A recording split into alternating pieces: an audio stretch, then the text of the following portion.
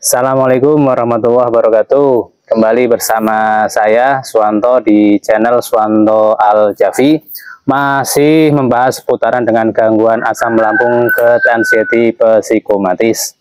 Nah, teman-teman, tentunya teman-teman tahu betul ya bagaimana sensasi-sensasi dari gangguan asam lambung psikomatis, dari kelingan, kemudian kepala penuh, kemudian leher tegang, dada sakit ya, seperti tertusuk, kadang seperti termas, tembus sampai ke punggung ya. Kemudian sakit di ulu hati, sakit di perut, kadang perih, kadang mual, kadang keras ya, kadang seperti diremas-remas, kadang seperti ditusuk-tusuk ya, perut atas, perut bawah, perut kanan, perut kiri, perut tengah, sampai ke punggung ya, punggung atas, bawah, tengah ya, sampai ke ini atas bokong ya, sampai kemudian di payuan ya, kalau sini bilang payuan, perut bawah ini. Nah, masih banyak lagi sensasi-sensasi yang muncul ya dari gangguan asam lambung anxiety psikomatis. Nah, semua itu terjadi karena gangguan pada pikiran kita ya. Pikiran kita, kenapa? Pikiran kita itu terlalu stres. Stresnya bukan stres gila, bukan ya, tapi stres karena memikirkan yang terlalu keras ya, terlalu berlebihan, sehingga itu membuat otot-otot badan kita itu semuanya menjadi tegang ya. Ketika tegang, sehingga peredaran darah tidak lancar. Ketika peredaran tidak lancar, tentunya mengganggu fungsi-fungsi organ ya, bahkan merasakan sakit-sakit di badan ya. Itu gangguan dari gangguan asam lambung anxiety psikomatis. Nah, sebelum saya melanjutkan ya teman-teman ya, perlu saya sampaikan bahwa pada kesempatan kali ini saya akan membahas terkait dengan beberapa alat ya, atau alat lah ya, yang bisa membantu ya, meringankan ketika sensasi itu muncul ya, supaya kita tidak stres terus ya.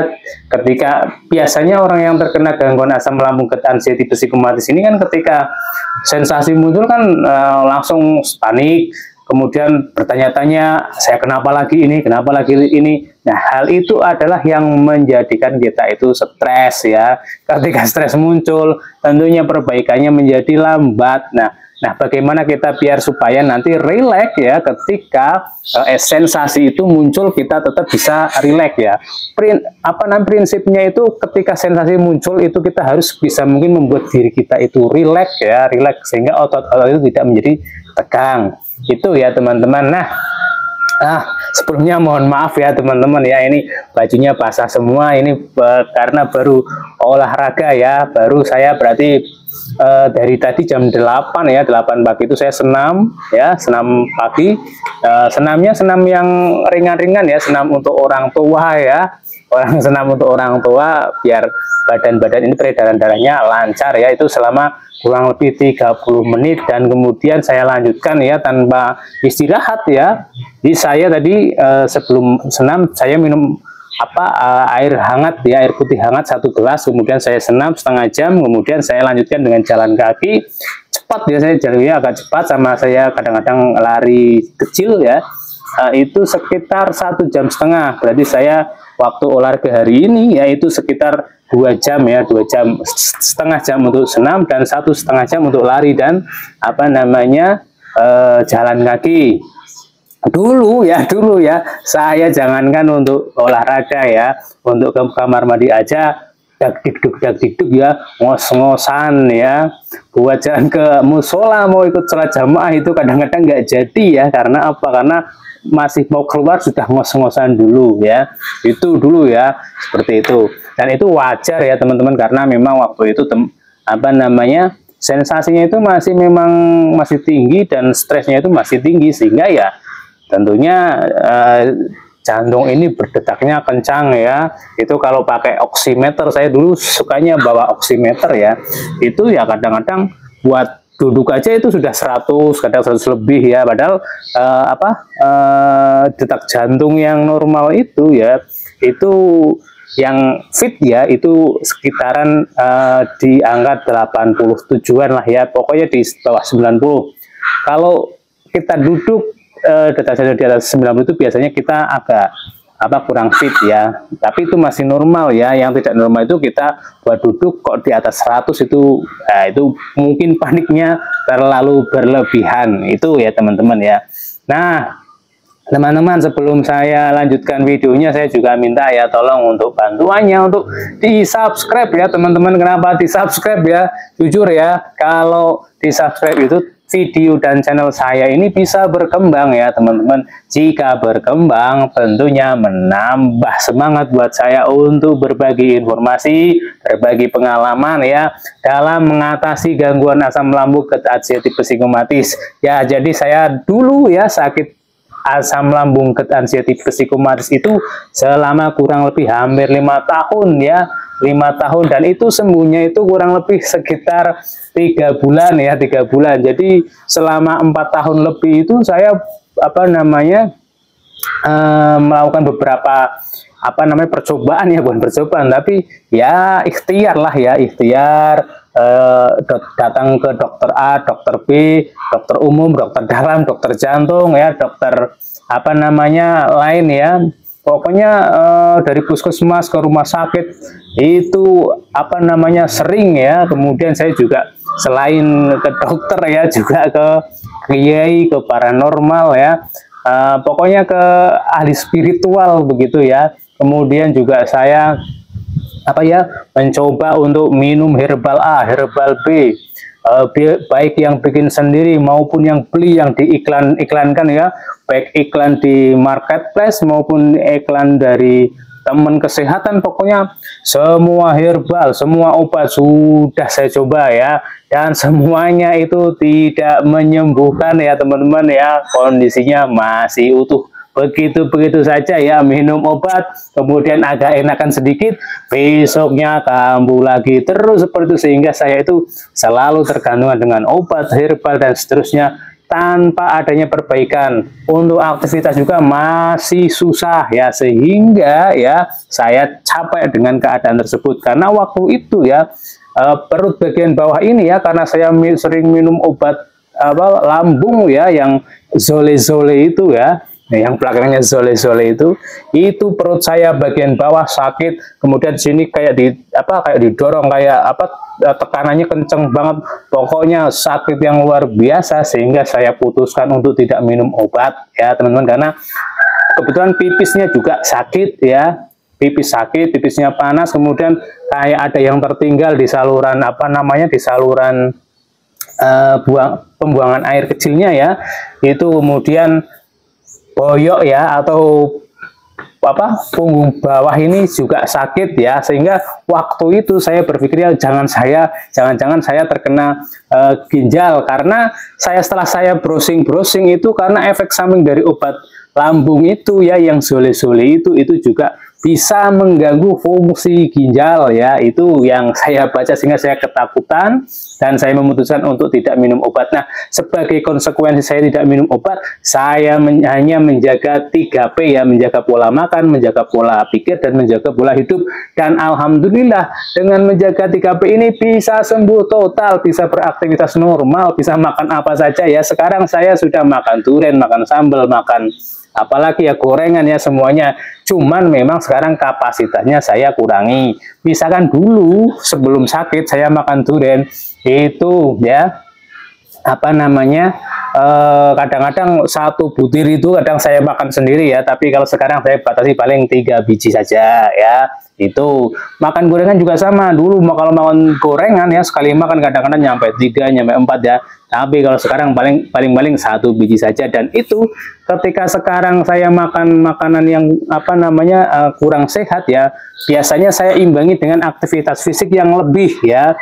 Begitu, misal kemarin saya makan mie ayam ini ya, nah ini hari ini saya paksakan untuk olahraga lebih dari biasanya. Biasanya saya olahraga hanya 1,5 jam ya, 1,5 jam. Ini hari ini saya olahraganya 2 jam, supaya kandungan-kandungan makanan yang tidak dibutuhkan tubuh ini bisa segera keluar ya, sehingga nanti tidak mengganggu metabolisme tubuh saya. Itu sepengalaman saya begitu ya. Dan saya perlu sampaikan ya teman-teman ya, saya bukan seorang dokter, bukan seorang psikolog, bukan seorang psikiater, bukan seorang hipnoterapi, bukan seorang dukun, bukan seorang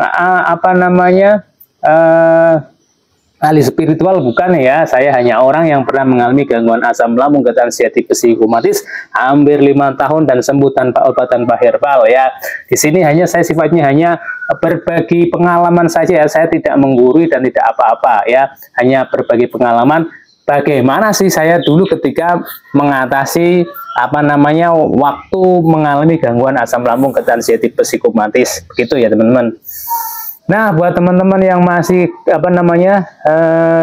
gangguannya masih banyak ya, buat ngomong aja masih susah ya, kadang-kadang apalagi buat senyum ya, ngomong aja susah ya, seperti ngos-ngosan ya.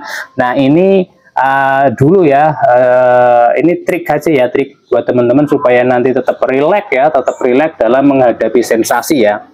Jadi sensasi itu pasti akan muncul ya, walaupun kita sudah menjaga 3P ya, untuk seminggu, 2 minggu, sebulan, 2 bulan mungkin sensasi itu masih muncul ya. Pokoknya 2 bulanan itu walaupun kita sudah menjaga 3P, sensasi itu akan muncul. Cuman sensasi itu nanti berkurangnya bertahap ya, mungkin dari level 10 menjadi 9 terus sampai nanti hilang ya. Nah, dalam proses menghilangkan sensasi itu teman-teman harus konsisten menjaga 3P.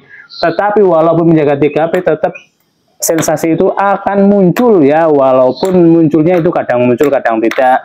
Kadang muncul, kadang tidak, itu sering seperti itu ya. Atau muncul tadinya level 10 sekarang menjadi level 9 dan seterusnya. Dan itu teman-teman tidak usah khawatir ya, itu hal yang wajar. Memang proses penyembuhannya seperti itu ya. Jadi nggak usah bertanya-tanya saya kenapa, kapan saya sembuh. Jangan ya, sudah stop teman-teman, stop mempertanyakan terhadap diri sendiri. Apakah saya bisa sembuh? Apakah saya bisa normal kembali? Apakah saya bisa beraktivitas seperti dulu lagi? Bisa ya, saya yakinkan bisa teman-teman. Apakah saya bisa keluar kota? Bisa. Apakah saya bisa makan sambal? Bisa. Apakah saya bisa makan gorengan? Bisa. Apakah saya masih bisa makan durian? Bisa. Pokoknya teman-teman kalau sudah sembuh bisa semuanya. Apakah kelingan ini bisa hilang? Karena kelingan itu ya dulu ya memang tiap hari ya, tiap bulan, tiap hari ya, tiap saat ya, bangun tidur kelingan, mau tidur kelingan, buat jalan kelingan ya, buat jalan ngos-ngosan ya, pokoknya kelingan itu nggak hilang-hilang. Nah, pasti teman-teman bertanya apakah bisa hilang? Bisa ya teman-teman ya, kelingan itu bisa hilang. Pokoknya teman-teman meyakini saja bahwa ketika nanti teman-teman konsisten menjaga 3P, sensasi itu akan hilang. Yakin teman-teman ya, saya yakinkan ya. Nah teman-teman, dalam menjaga 3P itu nanti teman-teman tetap mengalami sensasi itu masih muncul ya. Nah, ini saya ada beberapa trik buat teman-teman yang sensasinya masih muncul ya, supaya nanti tidak patah semangat, tidak frustasi, tidak panik ya, tidak ketakutan. Nah, saya kasih triknya ya. Nah, teman-teman ketika misalkan masih panik atau sesak nafas karena ketakutannya masih tinggi ya. Nah, dulu saya pakainya ini ya, Fresh Care hijau ini. Saya ini tidak iklan ya, saya bukan iklan ya. Hanya ini memang pengalaman saya, ini Fresh Care hijau ini yang green tea saja ya, yang green tea. Nah, hanya yang green tea saja ya, sepengalaman saya itu saya oleskan di sini teman-teman ya, di tangan seperti ini ya, seperti ini. Kemudian saya cium begini. Nah, itu beberapa kali ya, beberapa kali sampai ini pedes ya. Ini pedes ya. Nah, dulu saya pedes malah enak ya, sekarang juga agak kan ini. Dulu kalau mulut kena ini enak, sekarang malah enggak aneh rasanya ya. Kalau dulu enggak aneh. Nah, pokoknya kalau teman-teman ini dihirupkan pada teman-teman itu kayak kayak menghilangkan stres di pikiran kita, panik kita menjadi hilang. Itu pengalaman saya. Jadi teman-teman dalam beraktivitas yang masih berlatih beraktivitas keluar rumah, saran saya bawa ini. Jadi nanti ketika keluar rumah, ketika panik muncul, pengen pulang ya, biasanya kalau orang kena anxiety pengen pulang. Nah, ini solusinya ya, pakai ini, digosok terus dihirup saja. Nanti paniknya hilang, teman-teman rileks kembali, sehingga teman-teman bisa bertahan di tempat yang teman-teman buat latihan ya. Misalnya latihan di tempat keramaian juga sama seperti itu ya, selain juga membawa air putih hangat. Karena air putih hangat dipadukan dengan ini nanti efektivitasnya luar biasa ya teman-teman ya, langsung panik itu hilang ya. Dicoba aja kalau tidak percaya, itu pengalaman saya. Kemudian ketika perutnya belum beres ya teman-teman, ini teman-teman pasti sering merasakan perut sakit, begah, kembung, kemudian perih, pokoknya nggak nyaman lah ya. Itu saran saya ya, stop minum obat lambung ya, stop. Dulu saya juga sama, saya bisanya perutnya sembuh itu karena berhenti minum obat lambung ya teman-teman. Nah terus bagaimana cara mengatasinya? Cara mengatasinya dikompres pakai air panas ya. Teman-teman bisa menggunakan botol ya, botol sirup itu dikasih air, kemudian ditutup plastik pakai karet, udah tempelkan di perut yang sakit, tempelkan. Cuman saya ini nggak ada botol ya, botolnya sudah hilang, saya cari nggak ada ya teman-teman ya. Nah tetapi teman-teman kalau pakai botol itu memang agak ribet ya. Agak ribetnya bagaimana? Teman-teman perlu mengganti isi airnya itu paling tidak 2-3 kali, bahkan dulu saya sampai 5 kali ya, karena biar kompres perut ini sampai keluar keringetnya ya, dikompres pokoknya sampai keluar keringetnya. Kalau belum keluar keringetnya kompres terus ya, itu kalau sudah keluar keringetnya itu nanti perut itu cepat nyaman. Nah buat teman-teman yang mungkin karena kita itu kan aktivitasnya agak terbatas ya teman ya, untuk kalau masih apa namanya masih sensasinya masih parah ya, itu kan buat aktivitas susah ya, buat apa namanya masak air, buat apa buang air dari botolnya kemudian ngisi air ke botolnya, itu akan akhirnya nanti kitanya agak stres juga nanti kalau apa namanya terlalu sering seperti itu, karena ribet juga. Nah saya juga punya solusi buat teman-teman ya. Dulu karena saya itu juga stres juga ya, mengalami gonta-ganti air, akhirnya saya apa namanya mencari ya alternatif. Nah, akhirnya saya mencari-cari di marketplace soal di Shopee ya. Di Shopee itu saya tidak iklan Shopee ya, tapi saya memang pengalaman saya mencari di Shopee itu kompres air yang bisa dicas. Nah, ini bentuknya seperti ini. Nah, ini saya beli itu awal-awal itu banyak ya, ada 5 ya teman-teman. Kenapa 5? Maksud saya itu biar digunakan nih, misalkan ini sudah dingin ya, ini kan tinggal casnya gini teman-teman. Nah ini di casnya ini, casnya tinggal dicolokkan ke sini ya, seperti ini. Nah kemudian ini dicolokkan ke listrik, nanti ada lampu indikatornya, nanti kalau sudah panas ini akan mati sendiri. Nah dulu saya belinya itu tidak hanya apa namanya 1 ya, beli 5 ya, 5. Nah ini contoh yang lain. Nah yang 5, nah ini. Kalau ini kenapa saya beli 5? Nah ini saya pakai supaya nanti ketika saya apa namanya menggunakannya itu kan, karena area yang sakit itu kan tidak hanya perut saja ya, leher tegang kan ya, kemudian punggung juga sakit ya, 2 ini. Nah saya biasanya sekali ngecas itu ada 4 ya, yang 2 ini saya pakai ini di perut 1, kemudian di leher 1 ya, di sini ya. Nah ini seperti itu ya.